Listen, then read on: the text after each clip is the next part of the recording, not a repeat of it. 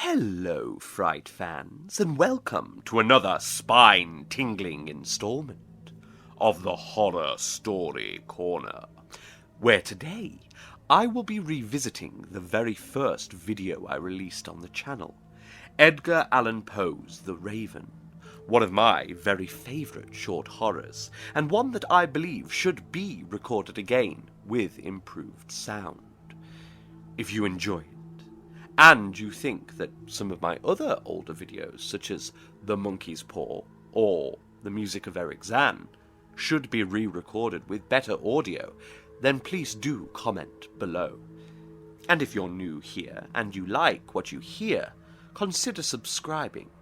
It's free to do, and it helps the channel a lot.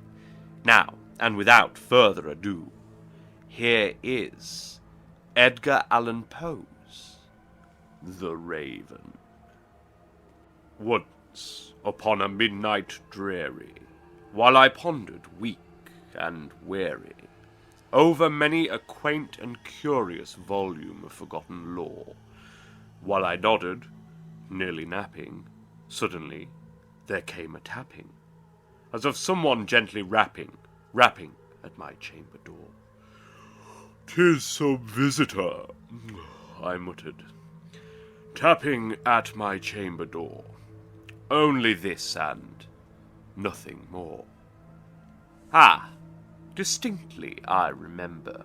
It was in the bleak December, and each separate dying ember wrought its ghost upon the floor.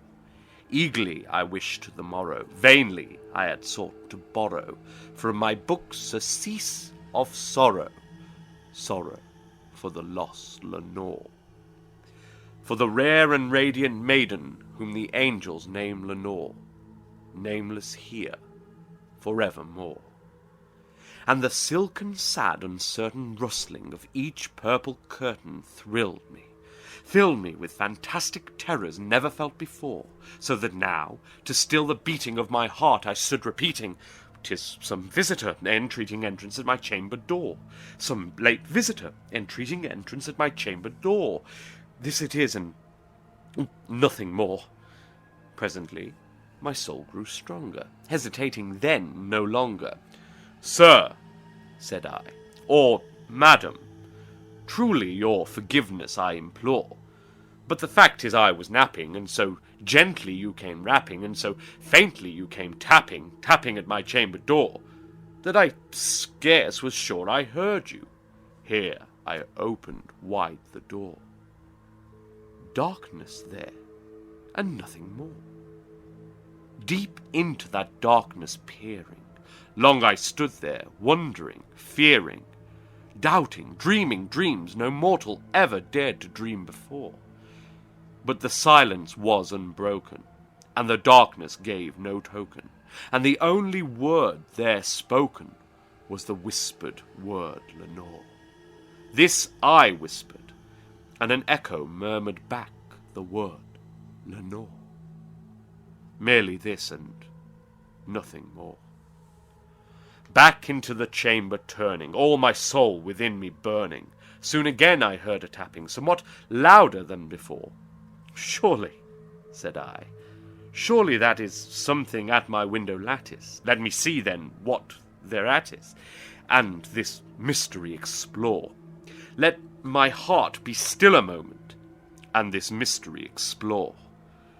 'Tis the wind, and nothing more." Open here I flung the shutter, when with many a flirt and flutter, in there stepped a stately raven of the saintly days of yore. Not the least obeisance made he, not a minute stopped or stayed he, but with mien of lord or lady perched above my chamber door, perched upon a bust of Pallas, just above my chamber door, perched and sat, and nothing more. Then this ebony bird, beguiling my sad fancy into smiling, by the grave and stern decorum of the countenance it wore. "Thou thy crest be shorn and shaven, thou," I said, "art short no craven, ghastly grim and ancient raven, wandering from the nightly shore. Tell me, what thy lordly name is on the night's Plutonian shore. Quaffed the raven, nevermore. Much I marvelled, this ungainly fowl, to hear discourse so plainly, though its answer little meaning, little relevancy bore. For we cannot help agreeing that no living human being ever yet was blessed with seeing bird above his chamber door, bird or beast upon the sculptured bust above his chambered door, with such a name as Nevermore. But the raven, sitting lonely on the placid bust, spoke only that one word, as if his soul in that one word he did outpour. Nothing further than he uttered, not a feather then he fluttered, till I scarcely more than muttered, Other friends have flown before. On the morrow he will leave me, as my hopes have flown before. Then the bird said, Nevermore. Startled at the stillness broken by reply so aptly spoken, Doubtless, said I, what it utters is only stock and store, caught from some unhappy master, whom unmerciful disaster followed fast and followed faster, till his songs one burden bore, till the dirges of his hope that melancholy burden bore of nevermore. But the raven, still beguiling all my sad soul into smiling, straight I wheeled a cushioned seat in front of bird and bust and door. Then upon the velvet sinking, I betook myself to linking fancy unto fancy, thinking what this ominous bird of yore, what this grim, ungainly, ghastly, gaunt, and ominous bird of yore meant in croaking nevermore. This I sat engaged in guessing, but no syllable expressing, to the fowl whose fiery eyes now burned into my bosom's core. This and more I sat divining, with my head at ease reclining, on the cushion's velvet lining, that the lamplight gloated o'er, but whose velvet violet lining, with the lamplight gloating o'er, she shall press, nevermore. Then methought the air grew denser, perfumed by an unseen censer, swung by seraphim, whose footfalls tinkled on the tufted floor. Wretch! I cried, thy God hath lent thee, by these angels he hath sent thee, respite and nepenthe from thy memories of Lenore. Quaff, oh quaff this kind nepenthe, and forget this loss, Lenore. Quaffed the raven, nevermore. Prophet, said I, thing of evil, prophet still, if bird or devil, whether tempter sent or whether tempest tossed thee here ashore, desolate yet all undaunted, on this desert land enchanted, on this home by horror haunted, tell me truly, I implore, is there balm in Gilead? Tell me, I implore. Quaffed the raven, nevermore. Prophet, said I, thing of evil, prophet still, if bird or devil, by that heaven that bends above us, by that God we both adore, tell this soul with sorrow laden, if within the distant Aidenn it shall clasp a scented maiden whom the angels name Lenore, clasp a rare and radiant maiden whom the angels name Lenore. Quoth the raven, nevermore. Be that word our sign of parting, bird or fiend, I shrieked upstarting. Get thee back into the tempest and the night's Plutonian shore.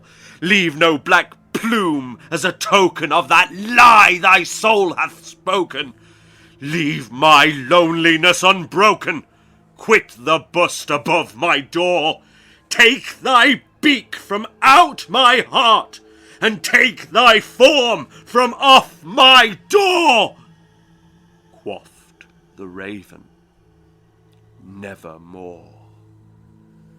And the raven, never flitting, still is sitting, still is sitting, on the pallid bust of Pallas, just above my chamber door, and its eyes have all the seeming of a demon that is dreaming, and the lamplight o'er him streaming throws his shadow on the floor, and my soul from out that shadow that lies floating on the floor shall be lifted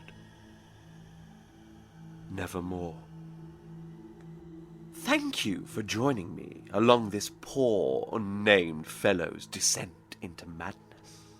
Was it indeed a true and real raven who spoke the words nevermore, and will not let him forget his lost love, Lenore?